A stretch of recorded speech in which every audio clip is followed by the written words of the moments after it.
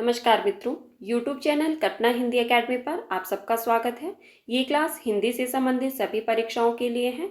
आइए हम आज की क्लास को शुरू करते हैं और हमारा आज का पहला प्रश्न है, पश्चिमी हिंदी की कितनी बोलियां हैं? आपके पास ऑप्शन है 3, 4, 5 या 2। तो इसका सही उत्तर क्या होगा? सभी लोग अपना उत्तर अवश्य दें। बिल्कुल सही। जिन साथियों ने ऑप्शन नंबर 3 बताया है उनका उत्तर सही है। पश्चिमी हिंदी के अंतर्गत कुल 5 बोलियां आती हैं। इन 5 बोलियों के नाम भी बता दीजिए। 5 बोलियां कौन कौन सी हैं? ब्रजभाषा, खड़ी बोली, हरियाणवी, कन्नौजी और बुंदेली। ठीक है। हमारा अगला प्रश्न है, पश्चिमी हिंदी के अंतर्गत कौन सी बोली नहीं आती है? आपके पास ऑप्शन है छत्तीसगढ़ी, कन्नौजी, कौरवी या बुंदेली। तो इसका सही उत्तर क्या होगा? कौन सी बोली पश्चिमी हिंदी के अंतर्गत नहीं आती है उसका चयन करना है और साथ में ये बताना है कि फिर यह बोली किसके अंतर्गत आती है। बिल्कुल सही। जिन साथियों ने ऑप्शन नंबर 1 बताया है उनका उत्तर सही है। छत्तीसगढ़ी पश्चिमी हिंदी के अंतर्गत नहीं आती है। यह पूर्वी हिंदी की बोली मानी जाती है। किसकी? पूर्वी हिंदी की। ठीक है। पूर्वी हिंदी के अंतर्गत कुल 3 बोलियां आती हैं। कौन कौन सी है? अवधी, बघेली और छत्तीसगढ़ी। ठीक है। हमारा अगला प्रश्न है, छंद शास्त्र के प्रणेता आचार्य कौन माने जाते हैं? आपके पास ऑप्शन है पतंजलि, पाणिनि, पिंगल या भरत मुनि। तो इसका सही उत्तर क्या होगा? छंद शास्त्र के प्रणेता आचार्य कौन माने जाते हैं? बिल्कुल सही। जिन साथियों ने ऑप्शन नंबर 3 बताया है उनका उत्तर सही है। आचार्य पिंगल माने जाते हैं। हमारा अगला प्रश्न है, दूसरी परंपरा की खोज के रचनाकार कौन है? आपके पास ऑप्शन है बच्चन सिंह, नामवर सिंह, रामविलास शर्मा या हजारी प्रसाद द्विवेदी। तो इसका सही उत्तर क्या होगा? आपको बताना है कि दूसरी परंपरा की खोज के रचनाकार कौन है और इसका रचनाकाल क्या है ये भी बताना है आपको। बिल्कुल सही। जिन साथियों ने ऑप्शन नंबर 2 बताया है उनका उत्तर सही है। दूसरी परंपरा की खोज के रचनाकार डॉक्टर नामवर सिंह है और इसका रचनाकाल क्या माना जाता है? बिल्कुल सही, 1982 ईस्वी की रचना है ये इनकी। हमारा अगला प्रश्न है, भक्ति काल के किस कवि को जड़िया विशेषण से विभूषित किया गया है? आपके पास ऑप्शन है नंददास, परमानंद दास, सूरदास या चतुर्भुज दास। तो इसका सही उत्तर क्या होगा? भक्ति काल के किस कवि को जड़िया विशेषण से विभूषित किया गया है? बताइए और साथ में ये भी बताना है कि किसने विभूषित किया था, क्योंकि पिछली क्लास में ही मैंने आपको बताया था। जिन साथियों ने इससे पहले वाली क्लासेस को नहीं देखा है, अगर आप चाहें तो प्लेलिस्ट में जाकर देख सकते हैं। प्लेलिस्ट में बहुत सारी क्लासेस को जो है वो अवेलेबल किया गया है, ऐड किया गया है। बिल्कुल सही। जिन साथियों ने ऑप्शन नंबर 1 बताया है उनका उत्तर सही है। नंददास को जड़िया विशेषण से विभूषित किया जाता है। किसने कहा था? तो रामचंद्र शुक्ल ने। नंददास की जो रचना है, प्रसिद्ध रचना है रास पंचाध्यायी। इसी रचना पर रामचंद्र शुक्ल ने इन्हें कहा था कि और कवि गढ़िया नंददास जड़िया। ठीक है। कई बार ये पंक्ति भी पूछी जाती है कि किसने कही है और किसके लिए कही है, तो आपको पता होना चाहिए। ये पंक्ति है, और कवि गढ़िया नंददास जड़िया। रामचंद्र शुक्ल ने कहा था रास पंचाध्यायी रचना पर नंददास जी को। ठीक है। हमारा अगला प्रश्न है, वैदेही वनवास नामक काव्य लिखा है? आपके पास ऑप्शन है अयोध्या सिंह उपाध्याय हरिऔध, बद्री नारायण चौधरी प्रेमघर, भारतेंदु हरिचंद या मैथिली शरण गुप्त। तो इसका सही उत्तर क्या होगा? वैदेही वनवास नामक काव्य किसने लिखा है? इसमें कुल कितने सर्ग है ये भी बताना है आपको। बिल्कुल सही। जिन साथियों ने ऑप्शन नंबर 1 बताया है उनका उत्तर सही है। वैदेही वनवास अयोध्या सिंह उपाध्याय हरिऔध जी की रचना है। ठीक है। यह इनका दूसरा प्रबंध काव्य है जिसमें सीता परित्याग की कथा को वर्णित किया गया है। इसमें कुल कितने सर्ग हैं? तो इसमें कुल 18 सर्ग हैं। ठीक है। कई बार प्रश्न पूछा जाता है कि वैदेही वनवास में कुल कितने सर्ग हैं, तो आपको पता होना चाहिए कि इसमें कुल 18 सर्ग हैं। हमारा अगला प्रश्न है, निम्न में से आरोही क्रम में कौन सी रचना पहले आई? आपके पास रचनाएं दी गई है त्यागपद, अंधेर नगरी, आत्मनेपद, तुम चंदन हम पानी। तो इसका सही उत्तर क्या होगा? कौन सी रचना पहले आई उसका चयन करना है आपको, और साथ में उसके रचनाकार का नाम भी बताना है आपको। बिल्कुल सही। जिन साथियों ने ऑप्शन नंबर 2 बताया है उनका उत्तर सही है। अंधेर नगरी भारतेंदु हरिश्चंद्र जी का 1881 ईस्वी का मौलिक नाटक है। ठीक है, अब हम बात करेंगे कि त्यागपत्र किसकी रचना है और इसका रचना काल क्या है, ये भी पता होना चाहिए आपको, और किस विधा की रचना है। बिल्कुल सही, त्यागपत्र जैनेन्द्र कुमार जी का उपन्यास है 1937 ईस्वी का। ठीक है, और आत्मनिबंध अज्ञे जी का निबंध है 1960 ईस्वी का। ठीक है, आत्मनिबंध किसका है, अज्ञे जी का निबंध है 1960 ईस्वी का। और तुम चंदन हम पानी किस विधा की रचना है ये, बिल्कुल सही, निबंध विधा की रचना है। और किसका निबंध है ये, तो विद्यानिवास मिश्र का है 1957 ईस्वी का। ठीक है, तो इस तरह से हमारा सही उत्तर क्या हो जाएगा, ऑप्शन नंबर 2, अंधेर नगरी भारतेंदु हरिश्चंद्र जी का नाटक है 1881 ईस्वी का। हमारा अगला प्रश्न है, अष्टछाप के प्रमुख कवि नंददास किसके शिष्य थे। आपके पास ऑप्शन है वल्लभाचार्य, रामानंद, विठलनाथ या सूरदास। तो इसका सही उत्तर क्या होगा, अष्टछाप के प्रमुख कवि थे नंददास। आपको बताना है कि यह किसके शिष्य थे, इनके गुरु का नाम बताना है आपको। बताइए इसका सही उत्तर क्या होगा। आप जानते हैं कि अष्टछाप में कुल 8 कवि शामिल थे। ठीक है, 4 शिष्य विठलनाथ जी के थे और 4 शिष्य जो है वो वल्लभाचार्य जी के थे। बिल्कुल सही। जिन साथियों ने ऑप्शन नंबर 3 बताया है उनका उत्तर सही है। नंददास किसके शिष्य थे, तो विठलनाथ जी के थे। विठलनाथ जी के 4 शिष्य कौन कौन से थे, नंददास, चित स्वामी, गोविंद स्वामी और चतुर्भुज दास। ठीक है, हमारा अगला प्रश्न है, वैराग्य संदीपनी किस कवि की रचना है। आपके पास ऑप्शन है सूरदास, कबीरदास, नंददास या तुलसीदास। तो इसका सही उत्तर क्या होगा, किसकी रचना है, किस भाषा में लिखी गई है, और साथ में इसका रचना काल भी बताना है आपको। बताइए इसका सही उत्तर क्या होगा। बिल्कुल सही। जिन साथियों ने ऑप्शन नंबर 4 बताया है उनका उत्तर सही है। वैराग्य संदीपनी किसकी रचना है, तो तुलसीदास जी की रचना है। ठीक है, और इसका रचना काल क्या माना जाता है, तो 1612 ईस्वी की रचना है ये इनकी। किस भाषा में लिखी गई है, कई बार परीक्षा में प्रश्न पूछा जाता है कि वैराग्य संदीपनी की भाषा क्या है, तो ब्रज भाषा में लिखी गई है।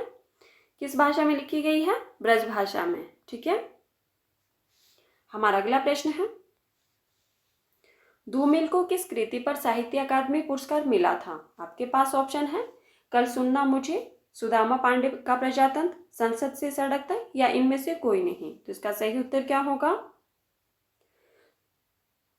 धूमिल जी को किस रचना पर साहित्य अकादमी पुरस्कार मिला था, इसका चयन करना है आपको, और कब मिला था ये भी बताना है।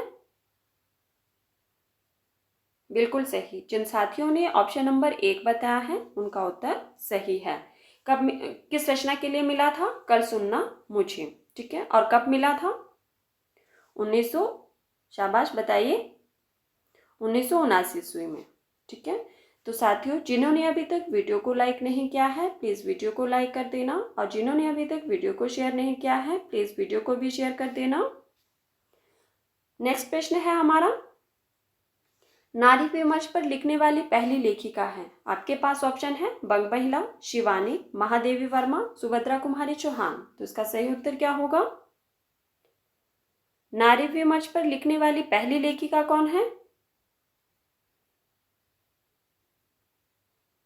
बिल्कुल सही। जिन साथियों ने ऑप्शन नंबर 3 बताया है उनका उत्तर सही है, महादेवी वर्मा।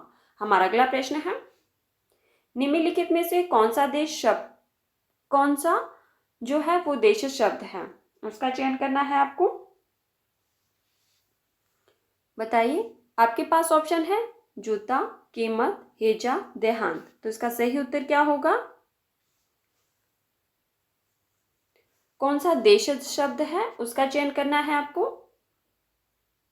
बिल्कुल सही। जिन साथियों ने ऑप्शन नंबर 1 बताया है उनका उत्तर सही है, जूता जो है वो देशज शब्द है।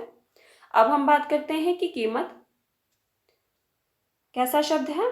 तो यह अरबी शब्द है, हेजा अरबी शब्द है और देहांत फारसी शब्द है। ठीक है, कीमत जो है अरबी भाषा का शब्द है, हेजा अरबी भाषा का शब्द है और देहांत फारसी भाषा का शब्द है। ठीक है, हमारा अगला प्रश्न है,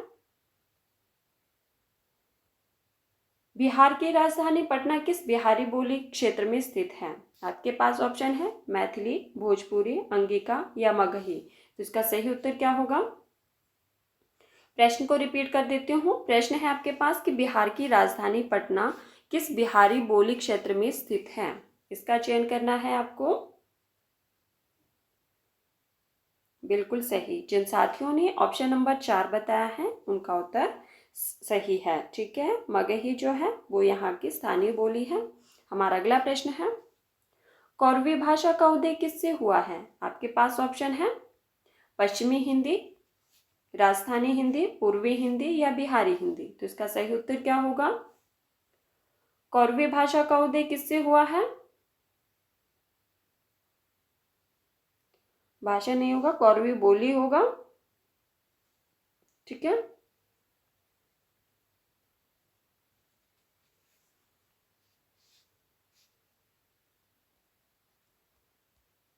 बिल्कुल सही। जिन साथियों ने ऑप्शन नंबर ए बताया है, जिन साथियों ने ऑप्शन नंबर 1 बताया है उनका उत्तर सही है। ठीक है, पश्चिमी हिंदी। कौरवी भाषा का उदय किससे हुआ है। तो पश्चिमी हिंदी से हुआ है। अभी हमने पढ़ा था कि पश्चिमी हिंदी के अंतर्गत कुल 5 बोली आती हैं। कौन कौन सी थी। ब्रजभाषा, खड़ी बोली, हरियाणवी, कन्नौजी और बुंदेली। और यहाँ पे नाम दिया गया है कौरवी बोली।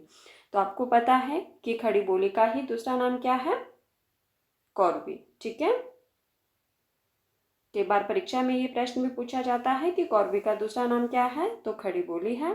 खड़ी बोली का दूसरा नाम क्या है। तो कौरवी है। इसीलिए इसका सही उत्तर होगा ऑप्शन नंबर 1। हमारा अगला प्रश्न है, निम्नलिखित में से कौन मूर्धन्य ध्वनि नहीं है। आपके पास ऑप्शन है ट, ठ, द या ढ। तो इसका सही उत्तर क्या होगा।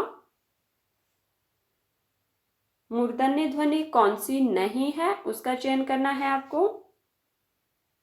बिल्कुल सही। जिन साथियों ने ऑप्शन नंबर 3 बताया है उनका उत्तर सही है। द जो है वो मूर्धन्य ध्वनि नहीं है। हमारा अगला प्रश्न है, बनाफरी किसकी उपबोली है। आपके पास ऑप्शन है बघेली, कन्नौजी, छत्तीसगढ़ी या बुंदेली। तो इसका सही उत्तर क्या होगा। बनाफरी किसकी उपबोली है इसका चयन करना है आपको। बताइए इसका सही उत्तर क्या होगा। बिल्कुल सही। जिन साथियों ने ऑप्शन नंबर 4 बताया है उनका उत्तर सही है। बनाफरी जो है, बनाफरी किसकी उपबोली है। तो बुंदेली की उपबोली है। हमारा अगला प्रश्न है, निम्न में से कौन सा एक अल्पप्राण ध्वनि है। आपको बताना है कि इनमें से कौन अल्पप्राण ध्वनि है। आपके पास ऑप्शन है क, ख, ग या थ। तो इसका सही उत्तर क्या होगा। अल्पप्राण ध्वनि का चयन करना है आपको। बिल्कुल सही। जिन साथियों ने ऑप्शन नंबर 1 बताया है उनका उत्तर सही है। क जो है वो अल्पप्राण ध्वनि है। आप जानते हैं कि अल्पप्राण ध्वनियां कौन सी होती है। प्रत्येक वर्ग का पहला, तीसरा और पांचवा वर्ण, और साथ में आपके अंतस्थ व्यंजन जो होते हैं ये भी अल्पप्राण ध्वनियां हैं। ठीक है, और महाप्राण ध्वनियां कौन सी होती है। प्रत्येक वर्ग का दूसरा, चौथा और ऊष्म व्यंजन जो है वो महाप्राण ध्वनियां होती है। तो क जो है वो हमारा पहला वर्ण है। ठीक है, इसीलिए यह अल्पप्राण ध्वनि है। पहला, तीसरा, पांचवा और य, र, ल, व जो है वो अल्पप्राण ध्वनियां हैं। दूसरा, चौथा, प्रत्येक वर्ग का दूसरा, चौथा वर्ण और ऊष्म व्यंजन श, श, स, ह जो है वो हमारे महाप्राण ध्वनियां हैं। ठीक है, हमारा अगला प्रश्न है, दशानन निम्नलिखित में से कौन सा शब्द है। आपके पास ऑप्शन है रूढ़, योग रूढ़, योगी या इनमें से कोई नहीं। ठीक है, यहाँ पे योग रूढ़ होगा। बताइए इसका सही उत्तर क्या होगा। दशानन निम्नलिखित में से कौन सा शब्द है। पहले आप इसका संधि विच्छेद कीजिए। दश धन आनन, ठीक है, अर्थात 10 मुख वाला अर्थात रावण। तो कौन सा शब्द है? बिल्कुल सही। जिन साथियों ने ऑप्शन नंबर 2 बताया है उनका उत्तर सही है। दशानन योग रूढ़ शब्द है, ठीक है। आप जानते हैं कि जो शब्द अन्य शब्दों के योग से बनते हैं और एक विशेष अर्थ के लिए प्रसिद्ध होते हैं वे योग रूढ़ शब्द होते हैं। हमारा अगला प्रश्न है,